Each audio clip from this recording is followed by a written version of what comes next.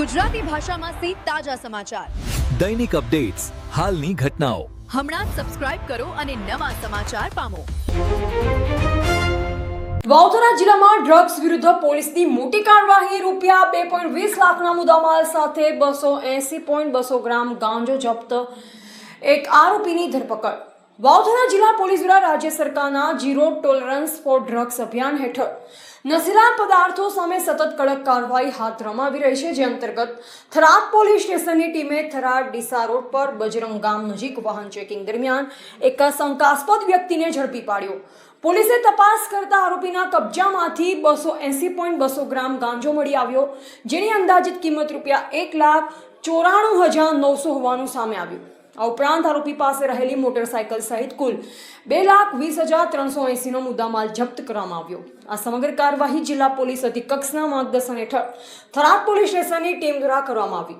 પોલીસે આરોપી સામે NDPS એક્ટ હેઠળ ગુનો નોંધી વધુ તપાસ શરૂ કરી છે. સાથે જ આ કેસમાં સંડોવાયેલ અન્ય વ્યક્તિઓની શોધખોળ પણ હાથ ધરવામાં આવી છે.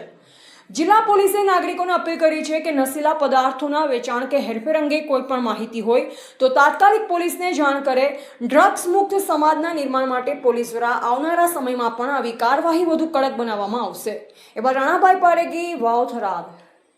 ગુજરાત પોલીસના ડાયરેક્ટર જનરલ ઓફ પોલીસ તરફથી સ્પષ્ટ આદેશ છે કે ગુજરાત પોલીસની ડ્રગ્સ પ્રત્યેની નીતિ છે ઝીરો ટોલરન્સ ડ્રગ્સની નીતિ અપનાવવાની છે. આના અનુસંધાને બનાસકાંઠા રેન્જ આઈજીપી શ્રી પરીક્ષિતા રાઠોડ સાહેબ તથા વાવ-થરાદ જિલ્લાના પોલીસ અધિક્ષક શ્રી ચિંતન તરૈયા સાહેબનો સ્પષ્ટ આદેશ છે અને આ આદેશના અનુસંધાને આંતરરાજ્ય તથા આંતરરાષ્ટ્રીય જે સરહદો છે આ સરહદો ઉપર વાવ-થરાદ પોલીસની કડક નાકાબંધી છે. ચેકપોસ્ટો મૂકવામાં આવેલા છે. આ ચેકપોસ્ટ ઉપર રાઉન્ડ ધી ક્લોક કડક વાહન ચેકિંગ થઈ રહ્યું છે. આ વાહન ચેકિંગના ભાગરૂપે વાતળાવ ચેકપોસ્ટ ઉપરથી ગઈકાલે અમે MD ડ્રગ્સનો જથ્થો જે અમારા વાવ થરાદ પોલીસના પોલીસ ઇન્સ્પેક્ટર શ્રી રબારી સાહેબ અને એની ટીમે પકડી પાડેલ છે.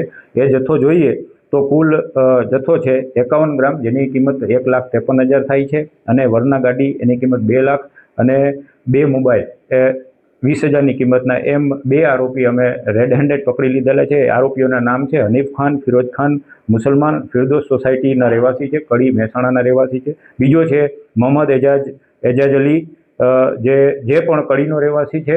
આ બંને આરોપીઓને અમે પકડી લીધેલ છે અને આ આરોપીઓ ક્યાંથી લઈ આવ્યા, MD ડ્રગ્સ કેવી રીતે લઈ આવ્યા હતા, ક્યાંથી લઈ આવ્યા છે, કોને આપવાનું છે, શું કરવાના હતા, આ દિશામાં ઊંડાણપૂર્વક તપાસ કરવા માટે થઈને અમે આજે નામદાર કોર્ટમાં રજૂ કરશું અને રિમાન્ડ લઈશું અને આ આરોપીઓ ઉપર કડક કાર્યવાહી કરવામાં આવશે અને પાસા જેવા શસ્ત્રો પણ એની ઉપર ઉગામવામાં આવશે.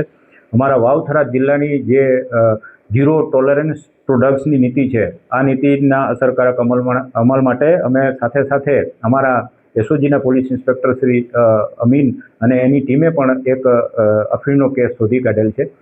આ કેસની વિગત જોવામાં આવે તો અફીણ એમનું વજન છે 290.200 ગ્રામ વજન છે, જેની કિંમત 1,45,100ની થાય છે અને એક ઈસમને અમે રેડ હેન્ડેડ પકડી લીધેલ છે. એ ઈસમનું નામ છે પરબતભાઈ દાનાભાઈ રબારી.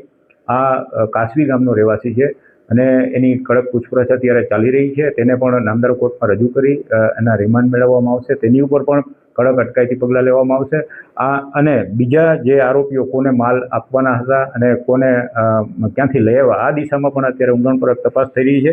આમ એક જ દિવસે 2 અમે NDPSના કેસો વાવ-થરાદ જિલ્લા પોલીસે શોધી કાઢેલ છે અને અમારી જે નીતિ છે વાવ-થરાદ જિલ્લાની અને ગુજરાત પોલીસની ઝીરો ટોલરન્સ ડ્રગ્સ નીતિનો અસરકારક અમલ થાય તે માટે પણ અમે આ સતત આવી કાર્યવાહી કરવા કટિબદ્ધ છીએ.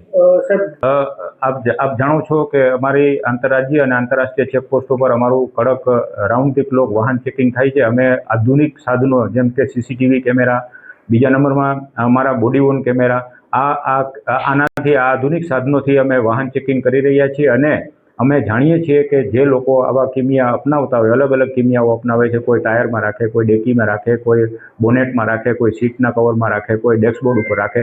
આવી રીતે જે બધા ડ્રગ્સ રાખે છે એ કિમિયાથી અમે પૂરી રીતે વાકેફ છીએ અને આવા કોઈ પણ પ્રકારના કિમિયા અમે એના મનસૂબા પાર થવા દેવાના નથી અને કડક વાહન ચેકિંગ કરશું અને જે પણ લોકો આવા જે ધંધા સાથે સંકળાયેલા છે તેની ઉપર કડકમાં કડક કાર્યવાહી કરવામાં આવશે.